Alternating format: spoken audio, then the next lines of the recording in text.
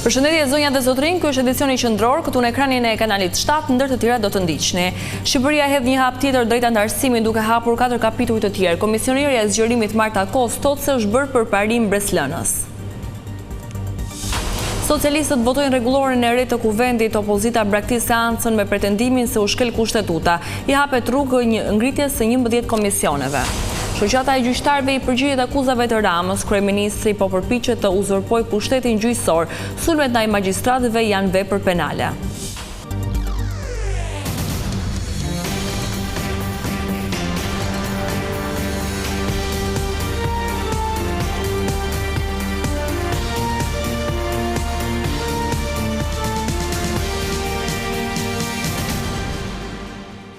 Shqipëria mbajti konferencën e 6 ndërqeveritare në Bruksel, ku hap një tjetër kapitull në fushën e energjisë, transportit dhe mjedisit. Komisionierja e zgjerimit Marta Kos tha se përparimi i Tiranës në reformat kyçe është mbreslënës. Kryeministri Edi Rama deklaroi se synohet që brenda vitit të hapet edhe grup kapitulli i fundit. Këtë të martë, Shqipëria hodhi një tjetër hap drejt antarësimit në Bashkimin Evropian, duke hapur grup kapitullin e radhës për negociata. Ky ritmi i Shqipërisë në rrugën drejt BE-s, sipas komisioneres për zgjerim Marta Kos, është mbreslënës, duke shprehur bindjen dhe mbështetjen që deri në vitin 2027 procesi i negociatave do të jetë i mbyllur.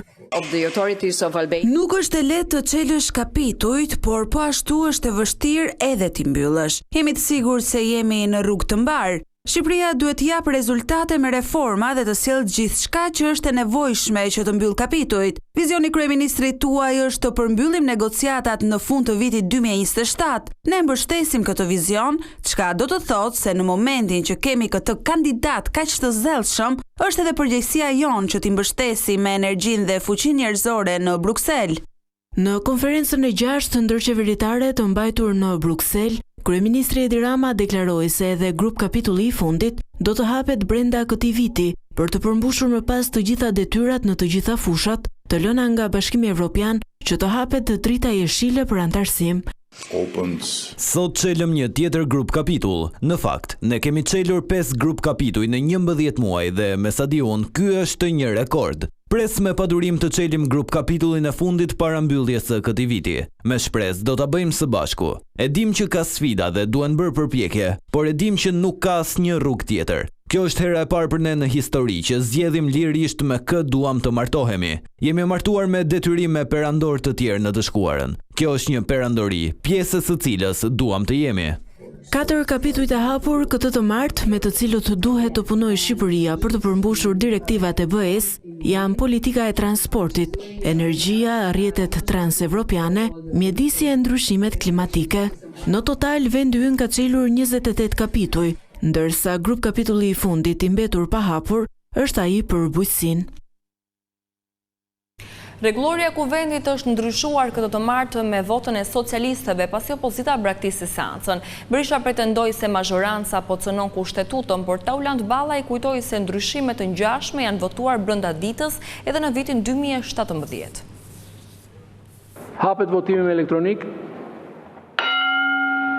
Me 79 vota, pro mazhoranca e vetme ndryshoi rregulloren e kuvendit, duke i hapur rrugë ngritjes së 11 komisioneve të përhershme, 3 më shumë se sa parlamenti ka pasur deri dje. Opozita u largua nga salla e kuvendit në momentin e votimit, pasi ishte kundër thelbit këtyre ndryshimeve dhe procedurës së ndjekur. Demokratët sollën vëmendje se kushtetuta nuk lejon miratimin e një ligji, por fshi rregulloren e parlamentit para se të kalojnë 7 ditë nga njoftimi i seancës plenare. Sipas liderit opozitës Sali Berisha, miratimi i ndryshimeve në rregullore vetëm 2 orë pas njoftimit të deputetëve shkel ligjin themeltar të shtetit. Ne dim shumë mirë se këto ndryshime do votohen, se këto ndryshime do ndodhin, por kërkohet për të gjitha ata miliona shqiptarë që duhet të kenë kushtetutën, librin, mburojnë e tyre nga një shtet, nga abuziteti, por që për ju, kjo është një prostitut dhe s'ka asnjë vlerë. Që e keni, e kaloni nash një shpellë mafje, një shpellë tjetër mafje. Por Partia Socialiste sollin vëmendje se rregullori është ndryshuar brenda një dite dhe në vitin 2017, kur këtë ndryshime kërkoi Partia Demokratike. Dhe dëgjova një deputet tu që ka firmosur proces verbalin në 2017, kur në 14 shtator 2017 aty ulej kryetari i atëhershëm ose drejtori i atëhershëm i Partisë Demokratike me kërkesë të grupit parlamentar të Partisë Demokratike. Brenda të njëjtës ditë u depozitua propozimi për ndryshimin e nenit e 20, brenda të njëjtës ditë ngritëm Këshillin e Mandateve të Rregullores, e shqyrtuam, e votuam ndryshimin e nenit 20. Ndryshimet rregullore parashikojnë ngritjen e 11 komisioneve të përhershme, 7 prej cilëve do drejtohen nga majoranca dhe 4 nga opozita. Parlamenti miratoi ndërkaq edhe 2 nënkryetarë të rinj. Klodiana Spahiu nga Partia Socialiste, Agron Gjekmarkaj nga Partia Demokratike. Por betejë opozitës kundër rregullores së re të kuvendit do të vijojë në gjykatën kushtetuese. Këtë e bëri të ditur kryetari i Partisë Demokratike Sali Berisha në mbledhjen e grupit parlamentar. Ai njoftoi se do të kërkohet gjithashtu rrëzimi i dekretit të presidentit për ministren virtuale të kabinetit Rama 4. Partia Demokratike do të çojë në gjykatën kushtetuese rregulloren e kuvendit e dekretin e presidentit Bajram Begaj për emërimin e kryeministrit Edi Rama. Pas seancës plenare, lideri i opozitës Sali Berisha mblodhi grupin, ku lajmëroi se po do të godas në kushtetuese dekretin, i cili parashikon se kryeministri ushtron edhe përgjegjësitë për ngritjen dhe funksionimin e ministrit virtual të inteligjencës artificiale Diella. Aktin e pashemullt të presidentit të Republikës, i cili dekreton ministër virtual, inexistent, duke fyer kushtetutën, vendin dhe presidentin. Dhe e bën këtë si një sklav i vërtetit i tij, i Edi Ramës. Duhet ta nisim urgjentisht këtë dekret në gjykatë kushtetuese që të arkivohet në banesën e turpit të historisë. Në mbledhjen e grupit parlamentar, Berisha caktoi 4 politikanë që do të drejtojnë komisionet që i takojnë opozitës në kuvend. Bart Spahia do të drejtojë komisionin e shëndetësisë, Luciano Boçi do të drejtojë komisionin për edukimin, Jorita Tabaku komisionin për të drejtat e njeriut dhe informimin, e Ina Zhupa komisionin për kulturën dhe diasporën.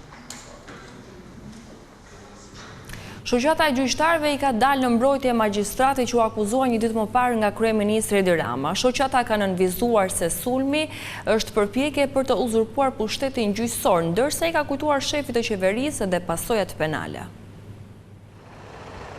Shoqata kombëtare e gjyqtarëve ka reaguar ashpër ndaj sulmit publik që kryeministri Edi Rama bëri ndaj gjyqtarit të gjykatës administrative Marko Boshku. Në deklaratë shoqata shpreh të revoltuar duke e cilësuar rastin si tërësisht të paprecedent dhe të papranueshëm, ndërkohë mbështet gjyqtarin për integritetin profesional. Jo vetëm kaq, por shoqata paralajmëron kreun e qeverisë Edi Rama për përgjegjësinë penale në lidhje me akuzat ndaj gjyqësorit. Çdo deklaratë denigruese në drejtim të gjyqtarëve përbën ndërhyrje në veprimtarinë e tyre dhe se referuar në enet 145.3 të Kushtetutës së Republikës së Shqipërisë, një veprim i tillë sjell përgjegjësi sipas ligjit. Kjo shoqatë nuk do të ndalet vetëm në bërjen e deklaratave që dënojnë sjellje të tilla apo që shprehin solidaritet me gjyqtarët, por sipas rastit do të ushtrojë çdo mjet tjetër ligjor. Postime dhe komente si ai që është bërë ndaj gjyqtarit Marko Boshku janë në kufijtë e veprës penale dhe, si të tilla, do të monitorohen nga kjo shoqatë, duke vendosur dhe hapat që do të ndërmerren në çdo rast. Sulmi, thot shoqata e gjyqtarëve, mund të ketë pasoja në procesin e integrimit në Bashkimin Evropian.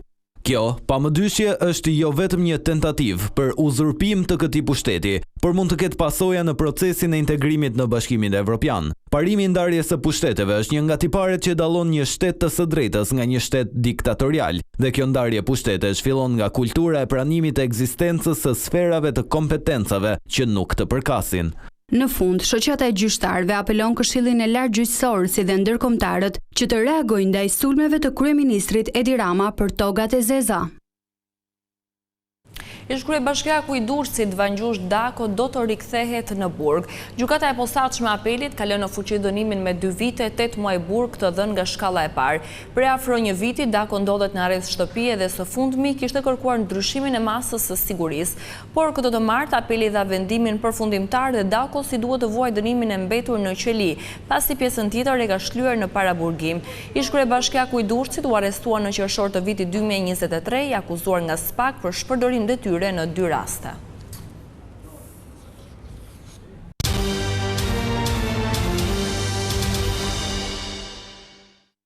Një grua humbi jetën dhe 2 persona të tjerë u plagosën në një aksident të rënd në rrugën Fier-Lush. Një përplasje mes 2 automjeteve erdhi pasi një prej shoferëve bëri një manovrim të gabuar. Një aksident i rënd me pasojë vdekje në një gruaje ndodhi mesdite në kësaj të martë në autostradën Fier-Lushnje në vendin e quajtur Kryqëzimi i Vajkanit. 2 automjete u përplasën me njëri tjetrin dhe i përpasoj mbetën të lënduar 3 persona, një prej të cilëve ishte edhe gruaja që humbi jetën më pas, Mariana Kovaci, 60 vjeçe. Edhe pse ju dha menjëherë ndihma e parë, gruaja nuk i mbjetoi dot plagëve të rënda dhe ndroi jetë rrugës për në spital. Ndërkohë, 2 të plagosurit e tjerë ndodhen në kujdesin e mjekëve dhe po marrin trajtimin e nevojshëm. Paraprakisht dyshohet se aksidenti u shkaktua si pasojë një manovre të gabuar të automjetit tip Citroen, me drejtues një shtetas të huaj, që ka goditur makinën tip BMW me drejtuese vajzën e viktimës. Për shkak të përplasjes, qarkullimi i automjeteve u pezëllua për disa minuta për të rikthyer më vonë në normalitet në drejtimin e patrullave të policisë. Kjo gjithçka e përgatitur edhe për këtë edicion informativ. Unë ju falenderoj për vëmendjen tuaj. Bashkë mirupafshim.